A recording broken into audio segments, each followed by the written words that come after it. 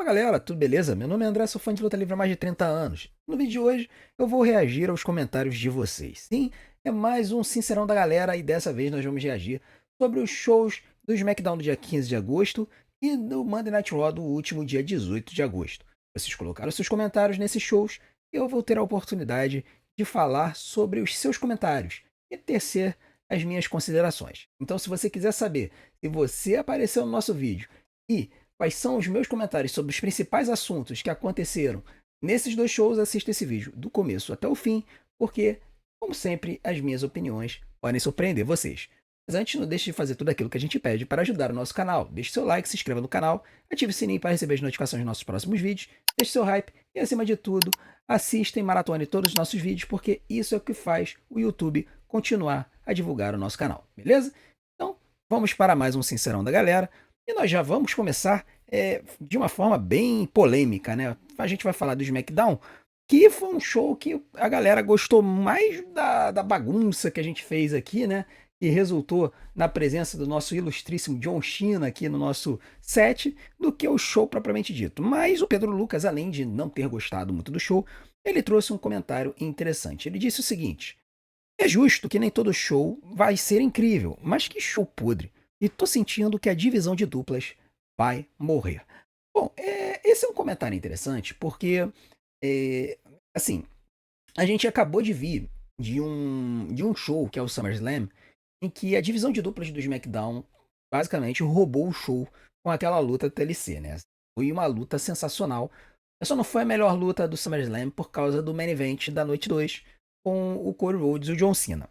A questão é que o pessoal já tá ficando um pouco impaciente com relação à direção que a divisão de duplas do SmackDown tá tendo. Eu acredito que o Pedro Lucas está externando o medo que muita gente tem de que a White Six vai dominar completamente essa divisão e as outras duplas elas vão acabar se perdendo. Eu particularmente não vejo assim. Por quê? Porque toda semana a gente está tendo lutas da divisão de duplas do SmackDown. Então, o que está sendo interessante é que a gente está vendo algumas novas duplas sendo colocadas no caminho. Então, não só agora nós temos a volta do Melodon Miz, que é o Carmelo Reis e o The Miz, na divisão de duplas do SmackDown, mas nós temos a inserção dos MFTs, que vão também começar a ciscar nesse cenário.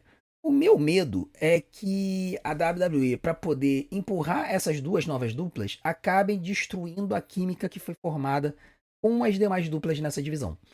E aí comecem a utilizar essas duplas como jobbers. Isso já está acontecendo com o Morocini e Machine Guns, que é uma das melhores duplas do mundo, mas que a WWE parou de empurrar. Está basicamente usando como uma dupla jobber da divisão, como pode isso começar a acontecer com o Fraction, né? Que a gente já viu perdendo nesse último show. Então, o grande motivo que essa divisão ela fez tanto sucesso é que ela tinha várias duplas muito boas participando. E apesar do Carmelo Reis e o Demis formarem uma boa dupla, e o Carmelo Reis em especial ser um excelente lutador, eu não acho que os MFTs estejam no mesmo nível. Pelo contrário, eu acho que os MFTs eles são meio sofríveis quando lutam. Particularmente, até agora, não vi nada de interessante desse grupo. Então, é, eu vou compartilhar um pouco do medo do Pedro Lucas, porque se a WWE começar a enfatizar muito o Melodon Miz, e especialmente os MFTs nessa divisão, as outras duplas vão perder completamente a sua aura. E aí, com isso, a gente vai perder um pouco daquela coisa maravilhosa que a gente estava tendo na divisão. Então, a gente vai ter que vigiar um pouco nos próximos dias, ver como é que a WWE vai continuar com essa história. Eu só espero que realmente eles não quebrem a mágica dessa divisão, empurrando duplas só pela novidade e acabar empurrando as duplas erradas e fazendo as outras perderem completamente a sua credibilidade. Nós também tivemos um comentário do Vinícius. O Vinícius ele está falando exatamente dos MFTs, mas de uma outra forma, né? Num outro sentido. O comentário dele já é apontando para o Survival Series. Muita gente está pensando no Survival Series, né? E ele diz o seguinte: eu acharia interessante uma rivalidade entre MFTs e White Six que finalizasse um embate no War Games, mas provavelmente eles vão insistir em Bloodline versus Bloodline. Vinícius, existe um problema conceitual no seu comentário, né? É que os dois grupos são rios, né? Então, quando você tem dois grupos rios, se você faz uma field entre eles, isso acaba não trazendo muita atenção.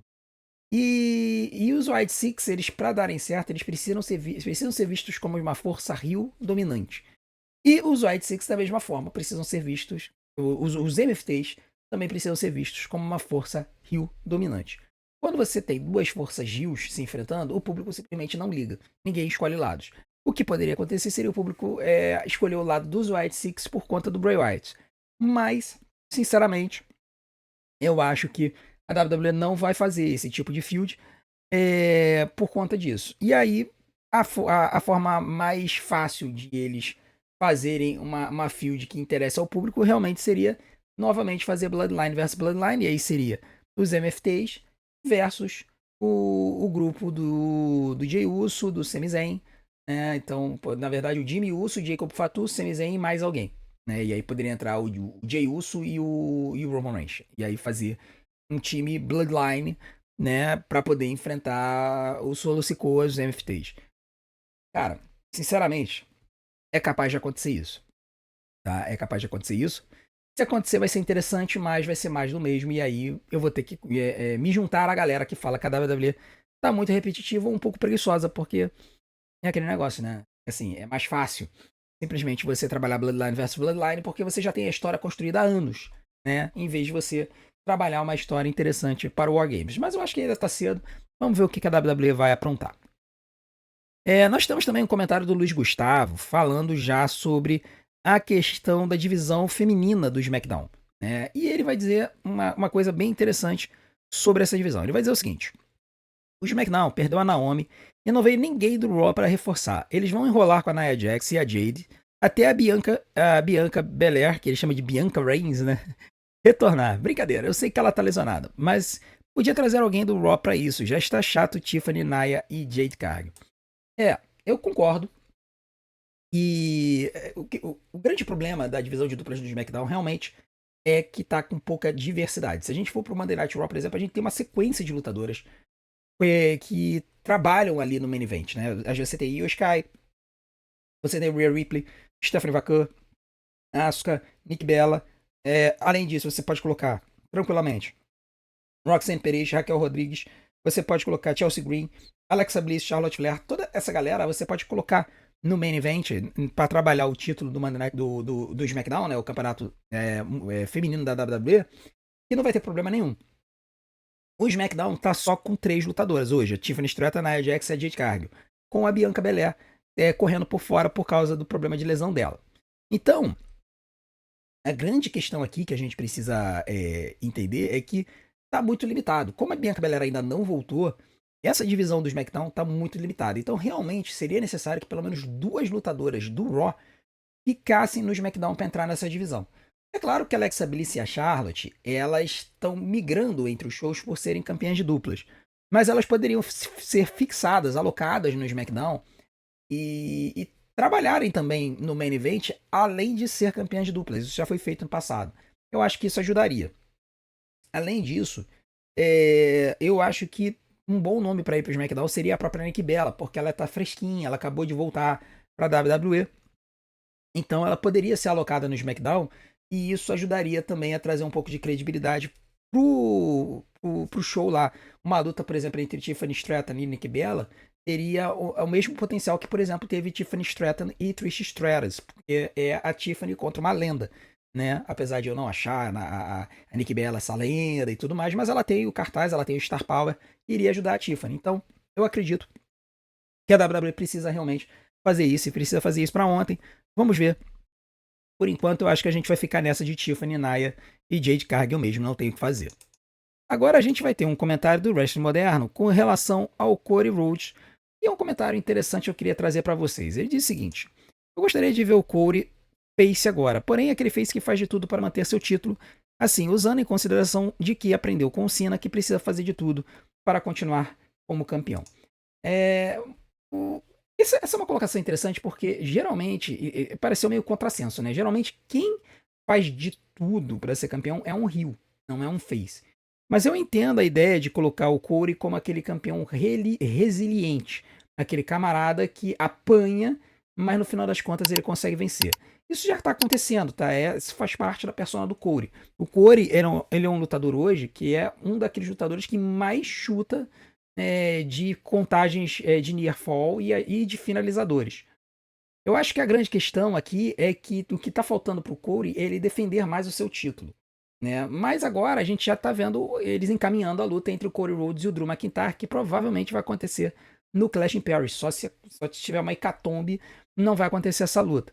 E aí eu acho que é bem provável que eles vão continuar com essa história do Cody ser um campeão que ele não é o mais forte no sentido de dominar os seus adversários, até não tem como, ele não tem o corpo para isso, mas é aquele campeão que vai utilizar aquela energia interior para poder superar os obstáculos. E eu acho que é o que eles vão fazer com o Drew. Provavelmente o Corey vai chutar do Claymore, tá? Podem anotar. Quando tiver Corey e Drew, o Drew vai aplicar o Claymore e o Corey vai chutar. E eu acho que eles vão construir o Corey dessa forma, que é o que o pessoal chama de Super Corey, né? Inclusive na luta contra o SummerSlam, o pessoal no meio da luta tava falando: Meu Deus do céu, é o Super Corey lutando contra o Super Cena. O grande problema é que tem gente que não gosta do Corey. E aí, quando vê o Corey com essa forma toda protegida, muito forte, acaba falando que ele é forçado. Aquela velha história do termo, que existe uma dificuldade das pessoas de compreender a definição do termo. Tem gente que acha que um lutador é forçado quando ele tem muitas oportunidades pelo título, e tem gente que acha que o lutador é forçado quando ele simplesmente não perde, né? E aí, cara, o Cody Rhodes nessa situação, ele provavelmente vai ser considerado um lutador forçado, porque ele vai ser do tipo de lutador que não perde e ainda por cima fica chutando dos finalizadores dos adversários. É interessante notar que é um tipo de crítica que, por exemplo, o pessoal não fazia com o Johnny Gargano. O Johnny Gargano era igualzinho na época da NXT. Nas lutas dele contra o Adam Cole, por exemplo, ele chutava de tudo quanto era finalizador e tudo mais. Mas é aquele negócio, né? O lutador de luta livre às vezes reclama de um, não reclama do outro, né? Mas se o Corey ir seguir por esse caminho e a gente começar a ter o Super Corey, o pessoal vai reclamar do Corey assim como reclamava do Cena, né? Então, eu acho que a única diferença é que o Corey sabe lutar, né? Enfim, vamos ver como é que a WWE vai continuar, mas eu entendo o seu comentário. Eu, particularmente, eu gostaria de ver o Corey perdendo mais. Tá? Eu não vejo problema de um lutador que é campeão, que é o cara da companhia, perder. Né? Ele perde hoje, ele poderia, por exemplo, perder pro Drew, ganhar a segunda luta e ganhar a última. Né? Então, ele poderia fazer isso, perdendo o título e ganhando de novo. Ele, assim, ganharia alguns title range e se manteria no topo e daria a possibilidade de outros lutadores também ter um title reign ali, mesmo que fosse pequenininho, mas seria bom. Eu acho que faria bem para a pessoa do Corey, tá?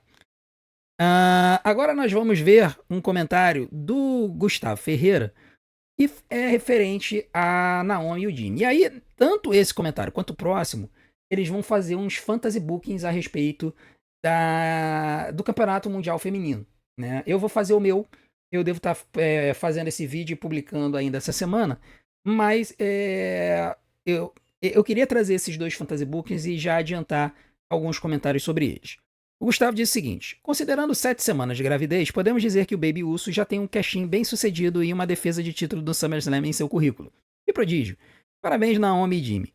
Espero que o futuro do título se desenhe como especulado por alguns aqui durante a live. A Asuka Hill, campeã no Clash in Paris, fazendo feud com a Io Sky para finalizarem Io vs Rhea no WrestleMania do ano que vem.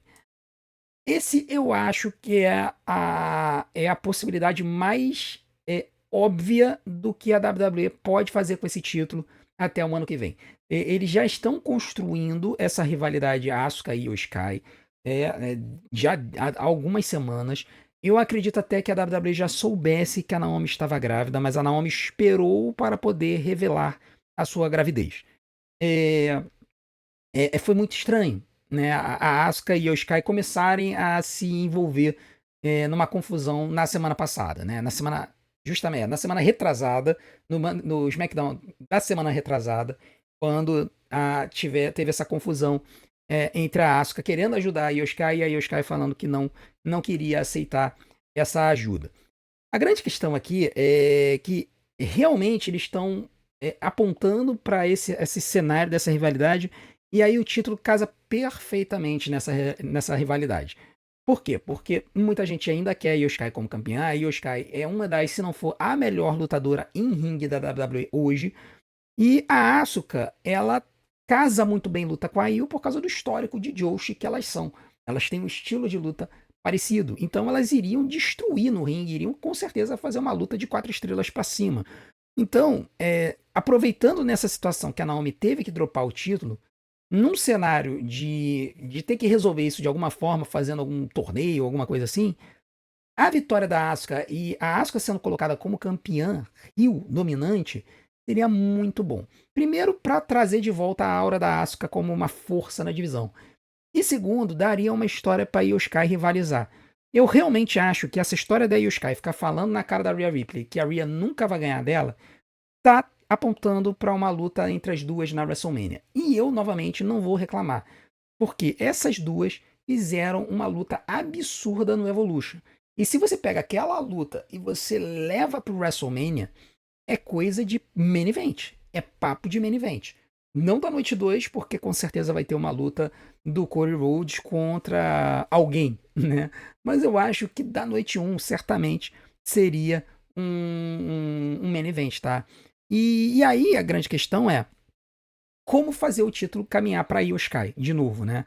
Porque eu acho que a história tem que ser Io Sky como campeã contra a Rhea Ripley como oponente, e aí a Rhea Ripley finalmente derrotar a Io Sky e ganhar o título. E isso levá-la a se tornar novamente campeã e terminar essa história de que ela nunca ganhou da Io. A melhor forma de fazer isso é botar o título na Asuka e aí fazer a feud entre a Asuka e a Io Sky para chegar em algum momento a Io Sky ganhar o título da Asuka e aí fazer a feud com a Rhea Ripley, tá? Então, esse eu acho que é o booking mais fácil da WWE fazer hoje. Assim, é aquele que é o mais tranquilo da WWE trabalhar. Mas tem que ver se a WWE vai fazer isso ou se ela vai partir para uma outra linha. Tem muita gente torcendo para que a Stephanie Vacan seja campeã. Aí, se isso acontecer, essa luta da Io Sky e da Rhea Ripley provavelmente não seria pelo título. Agora nós temos um comentário do Juan Fidelis, né? Ou João Fidelis, eu vou chamar de Juan Fidelis, e ele vai falar um pouquinho sobre a questão da produção de mocinhos e vilões na WWE, né? Ele vai dizer o seguinte: eu vi na live da Triple Mania o Vikingo sendo vaiado e percebi que ultimamente o público tem tido dificuldade de se conectar com os mocinhos e tem preferido muito mais os vilões. E também vejo a crescente de muitas obras que abordam o lado mais cínico e sombrio dos heróis, e até em outras mídias, como animes e jogos. Isso tem sido bastante abordado. Será que essa nova geração tem preferido obras, personagens cínicos e cinzentos, ou é só falta de habilidade da WWE de trabalhar bons heróis? Cara, tem algumas considerações aqui a fazer, tá? A primeira delas é que o Vínculo foi vaiado por causa da situação do Alberto Del Rio. Pra quem não sabe, o Alberto Del Rio, ele lutava na AAA e a WWE não gosta do cara, por inúmeros problemas que ele teve no passado. Então, quando a WWE comprou a AAA, já se imaginava que eles iriam tirar o mega campeonato do Alberto Del Rio. O Alberto Del Rio era o mega campeão da AAA e já se imaginava que a WWE iria tirar isso. Só que não só eles tiraram o mega campeonato do Alberto Del Rio e deram pro Vikingo, como eles fizeram o Alberto Del Rio perder uma luta de loser leaves town, ou seja, sair da companhia. E aí, cara, os fãs da AAA não gostaram. Tá? O Alberto Del Rio, ele tem um impacto e uma fama lá no México grandes. E apesar do Vikingo ser um lutador que a galera gosta lá no México, e eles não têm problema de torcer para os mocinhos no México, tanto quanto nos Estados Unidos, o fato da WWE ter se metido no booking da AAA e ter tirado o mega campeonato do Alberto Del Rio fez com que os fãs transferissem a raiva deles para o Vikingo, para o Alijo del Vikingo. Então é por isso que ele está sendo vaiado, tá? Mas ele está sendo vaiado só no México. Nos Estados Unidos ele não está sendo vaiado porque, na verdade, o público ainda não sabe como lidar. Então, quando o Vikingo ele aparece nos Estados Unidos, o público fica assim, né? Eles ainda não se acostumaram muito com ele.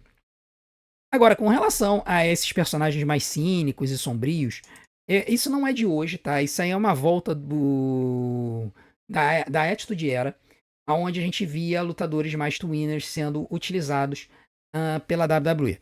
E aí, cara, eu devo dizer que é realmente uma coisa dos tempos, sabe?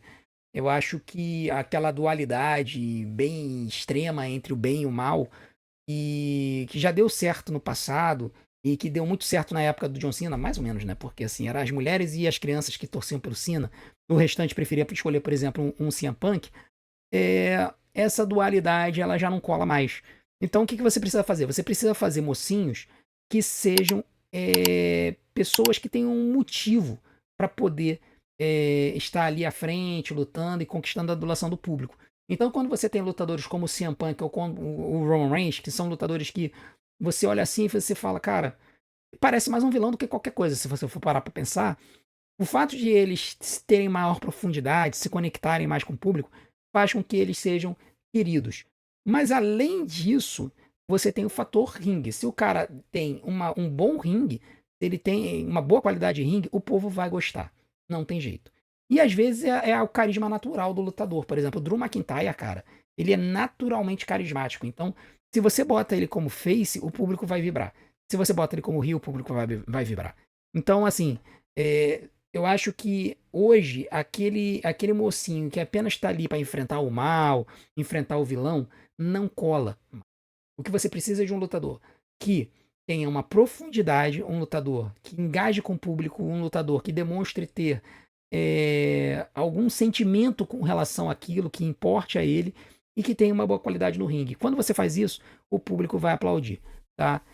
Hoje em dia tem lutador que é aplaudido muito mais pelo ringue do que qualquer coisa. O Jacob Fatu foi um caso assim. Ele começou como vilão, mas aquela coisa de I Love Solo e a qualidade extrema que ele demonstrou no ringue fez o público rapidamente começar a torcer por ele. Não foi tanto porque ele era um badass, não foi tanto porque ele tinha uma cara meio translocada no ringue.